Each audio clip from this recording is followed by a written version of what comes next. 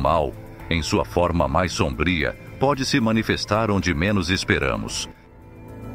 Em novembro de 2003, um crime hediondo abalou o Brasil e expôs a capacidade de crueldade de seres humanos, desafiando a compreensão do público. Liana Friedenbach, de 16 anos, e Felipe Café, de 19, saíram em uma viagem de acampamento para o interior de São Paulo, buscando apenas um momento de tranquilidade em meio à natureza. O que eles encontraram, no entanto, foi um destino trágico nas mãos de Roberto Aparecido Alves Cardoso, conhecido como Champinha, e seu grupo de criminosos.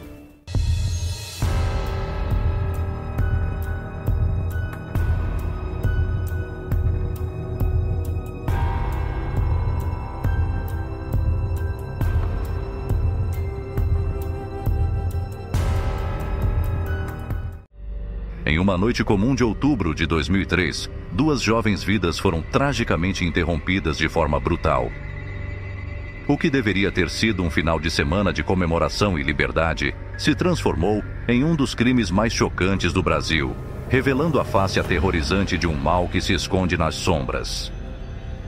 O caso Liana Friedenbach e Felipe Café, vítimas de um sequestro que começou como um simples acampamento e terminou em horror absoluto, ainda reverbera na memória coletiva como um lembrete sombrio de que o perigo pode surgir de onde menos esperamos.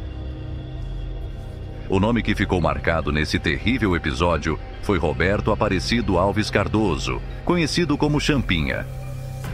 Um jovem de apenas 16 anos, cuja frieza e crueldade deixaram marcas irreparáveis em suas vítimas, suas famílias e na sociedade. Mas como alguém tão jovem poderia liderar tamanha barbaridade? O que aconteceu naquele sítio abandonado em Embu Guaçu, que culminou em tamanha violência? E como as investigações trouxeram à tona detalhes que ainda hoje são difíceis de acreditar? Você está no canal Dissecando Evidências. Se prepare para uma imersão completa em mais um caso que abalou o Brasil. Não esqueça de deixar seu like e se inscrever para não perder os próximos episódios. Apresentação das vítimas. Liana Friedenbach e Felipe Café, como muitos adolescentes, buscavam fugir da rotina. A decisão de acampar em uma área isolada, na zona rural de Embu Guaçu, parecia a eles uma escolha romântica e cheia de aventura. Jovens e apaixonados estavam ansiosos para curtir a natureza longe da vigilância dos pais. Liana, filha de um advogado respeitado, era uma adolescente inteligente e cheia de sonhos. Felipe, por outro lado, era mais maduro e cuidava de sua namorada com carinho. O que eles não sabiam era que o local escolhido para o acampamento seria também o cenário de um pesadelo que nenhum deles poderia imaginar. Em um erro de julgamento juvenil, o casal decidiu não informar as famílias sobre os detalhes da viagem.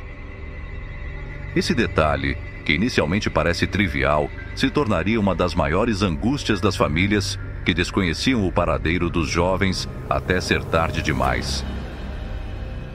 Champinha, que conhecia a região, se aproveitou da vulnerabilidade do casal.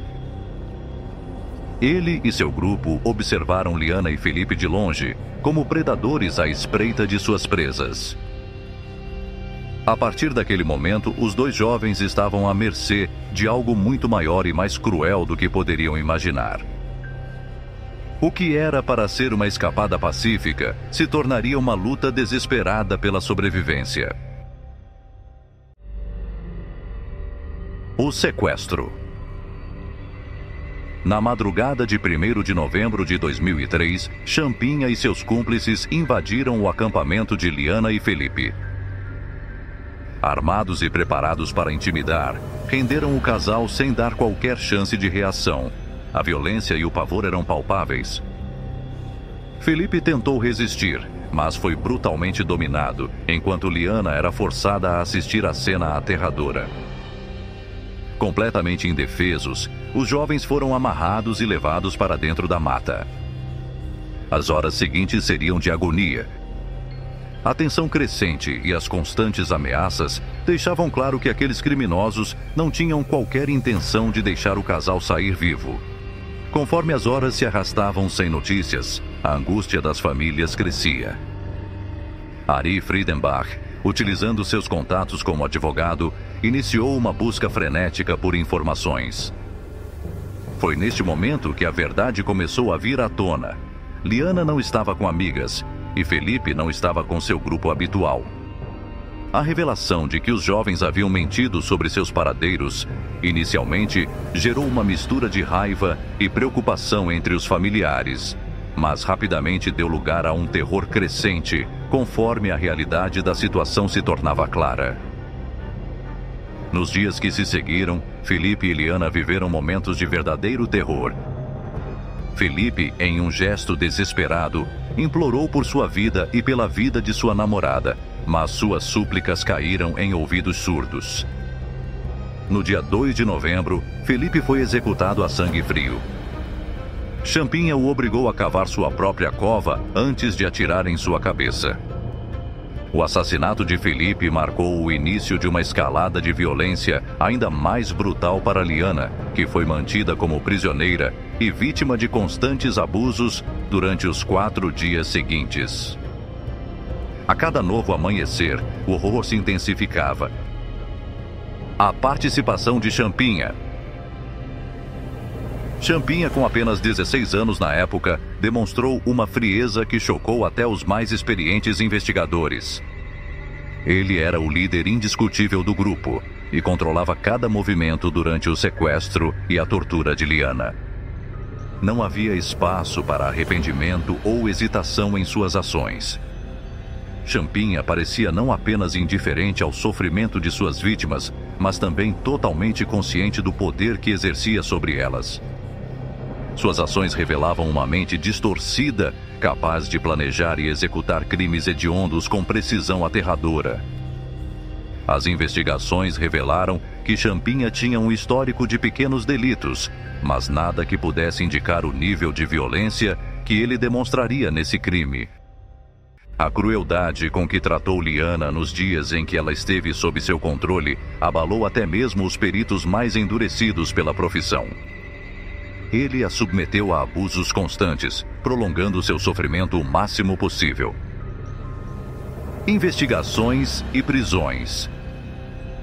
As investigações do desaparecimento de Liana e Felipe ganharam forças quando os corpos foram descobertos, desencadeando uma caçada intensa pelos responsáveis. A polícia, pressionada pela mídia e pela opinião pública, mobilizou recursos significativos para solucionar o caso.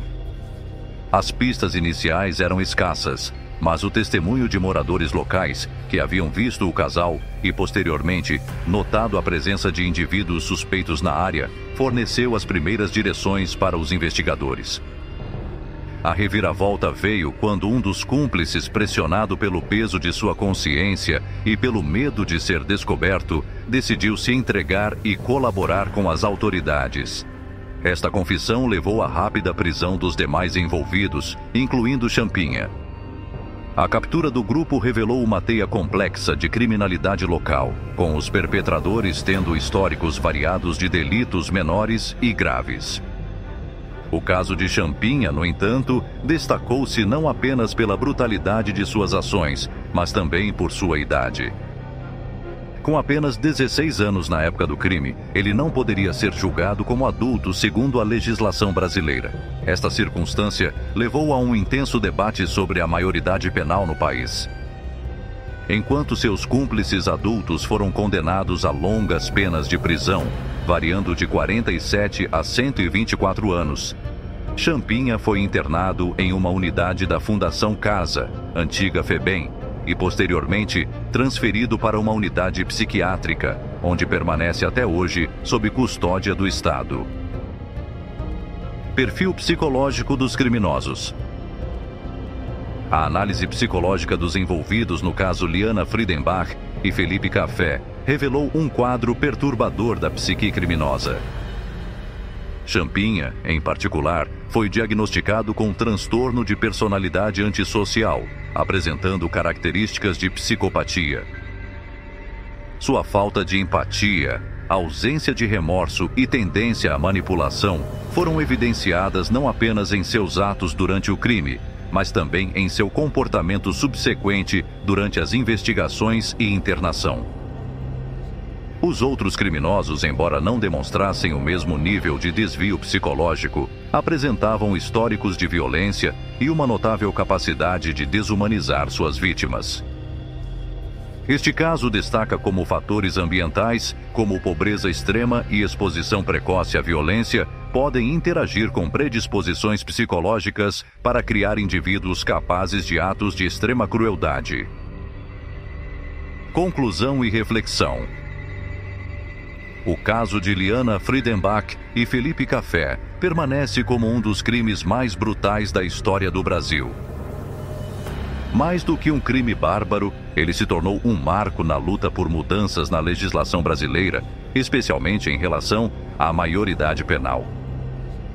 Champinha, apesar de ter sido condenado, não recebeu a punição que muitos acreditavam ser justa, dado seu status de menor. A brutalidade de suas ações continua a gerar reflexões sobre até que ponto a juventude pode ser usada como desculpa para tamanha crueldade. Ao revisitar esse caso, o Dissecando Evidências busca não apenas rememorar as vítimas, mas também lançar luz sobre as questões sociais e legais que surgem em crimes tão chocantes. Até onde vai a responsabilidade de um menor infrator? E como a sociedade pode se preparar para evitar que tais tragédias voltem a acontecer? O caso Champinha ainda é um lembrete do quão frágil é a linha entre a humanidade e o mal absoluto.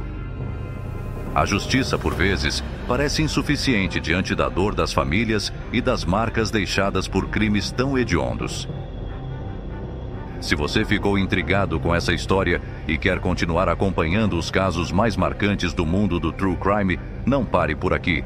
Tem muito mais à sua espera no Dissecando Evidências. Assista ao nosso próximo vídeo e descubra outros crimes que chocaram o Brasil. E claro, aproveite para maratonar o canal, porque cada episódio traz novas revelações e detalhes que vão te manter por dentro de tudo o que acontece no universo das investigações criminais. Não perca nenhum detalhe.